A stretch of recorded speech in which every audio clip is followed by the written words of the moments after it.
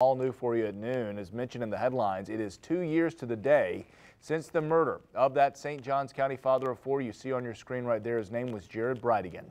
Two people facing charges in his death were back before a judge this morning, and there were some tense moments between the prosecution and the defense teams over some contested evidence. Katie Jeffries has been following this case very, very closely since the very beginning of this all, and joining us now from Duval County Courthouse with more on what happened. Hello, Katie. Well, Jared Bridegan's ex-wife, Shanna Gardner, and her second husband, Mario Fernandez, were back in courtroom 308 here this morning. And what was anticipated to be a quick scheduling hearing turned out to really be so much more. So Kirsten Bridegan, Jared's widow, was also there. Sitting next to her was State Attorney Melissa Nelson.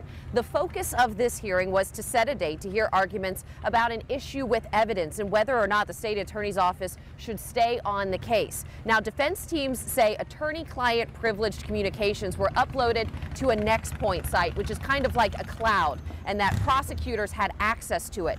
The defense wants the state attorney's office, 4th Judicial Circuit, removed from this case. Prosecutors say that they did not open or view those files, but there are two specific documents that are being disputed. Now, Shanna's defense did say that after doing depositions on this issue, they feel it is a bigger issue than they initially thought, and they will be filing a motion to dismiss the indictment against Shanna Gardner, though they have not filed that just yet.